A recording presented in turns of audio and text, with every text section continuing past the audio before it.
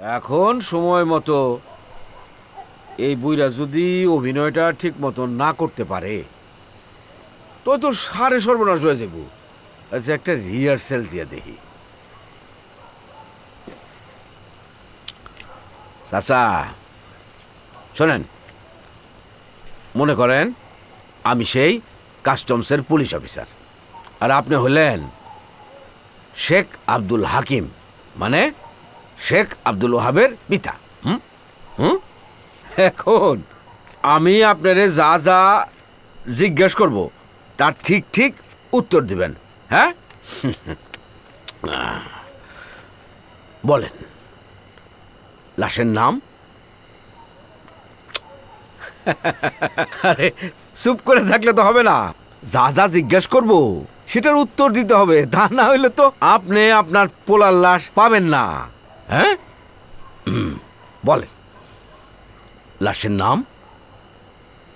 আসিরউদ্দিন পরামানিক। ও শেখ আব্দুল ওহাব বলতে হবে।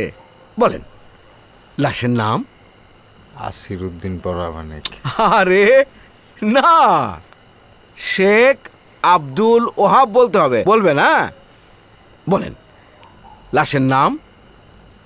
আসিরউদ্দিন পরামানিক। এই বুড়া, এই আমি কি তোর সাথে ফাজলামি করতেছি নাকি? হ্যাঁ, আচ্ছা এখন যদি সত্যি সত্যি ফাঁস হয়ে যায় যে ওইটা আব্দুল ওহাবের লাশ না আসিরের লাশ, তাহলে তো মহা ফ্যাসাদ বেঁচে যাবো, আর এই ফ্যাসাদ ছুটানোর সাধ্য আমার নাই। এমনিতেই সকাল থেকে কারি কারি টাকা খরচ হয়ে যাচ্ছে আমার। আচ্ছা, আমার অপরাধটা কি? ওই ফকির নির্পুতের উপকার করছিলাম, আজ মানে পাঠাইছিলাম। আরে এই বুইরা তো দুইটা কথাও ঠিক মতন কইতে পারতেছে না। এই শুয়োরের পো, এখন যা যা বলবো তার ঠিক ঠিক উত্তর দেবে, তা নইলে আমি গেলাম গা সুবগাছা। তোর লাশ তুই আনবি। দুনিয়াতে ভালো মানুষের কোনো জায়গা নাই। আরে রমজান ভাই, সেইতেন না, ছেলের শোকে লোকটা পাথর হয়ে গেছে। আরে রাখো তোমার পাথর, গোয়া তো ফাটতেছে আমার। ঠিক আছে, পরেরটা বলেন। আপনার নাম? কিফায়েতুদ্দিন পরামানিক। শেখ আব্দুল হাকিম বলতে হবে। লাশের পিতার নাম? কিফায়েতুদ্দিন পরামানিক।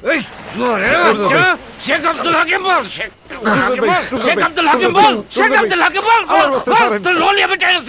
রমজান ভাই ছাড়েন, রমজান ভাই আপনি আপনি ঠান্ডা হন, শান্ত হন। আমি দেখতেছি রাত তো ভাই বড় হয়ে যাইতেছে। ভাই বসেন ভাই। আচ্ছা,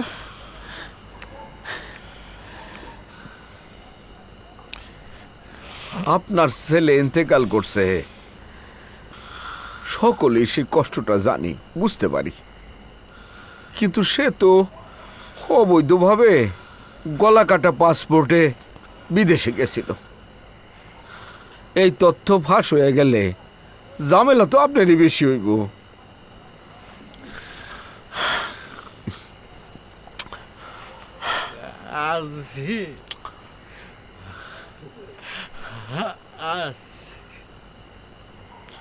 আমার আশীর্বাদ,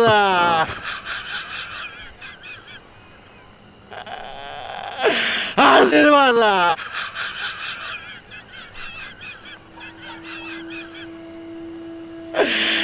আসি